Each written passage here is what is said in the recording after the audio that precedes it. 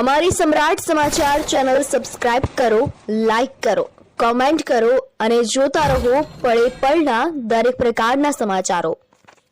તળાજા તાલુકામાં આવેલ જય જનની વિદ્યા સ્કૂલ ખાતે બોર્ડની પરીક્ષામાં 14 બ્લોકની ફાળવણી કરવામાં આવી છે।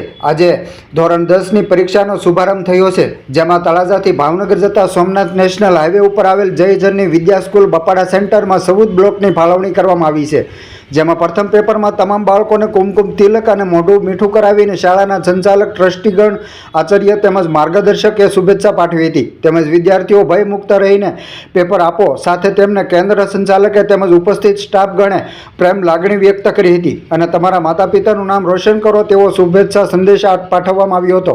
તેમજ શાળાના ધોરણ 10ના બાળકો પેપર આપવા ગયા તે પહેલાં શાળા કેમ્પસમાં બિરાજમાન હનુમાનજીના મંદિર હનુમાનજી ચાલીસા કરીને તમામ બાળકોને કુમકુમ તિલક અને મોઢું મીઠું કરી શુભેચ્છાઓ અને શુભકામનાઓ પાઠવવામાં આવી હતી।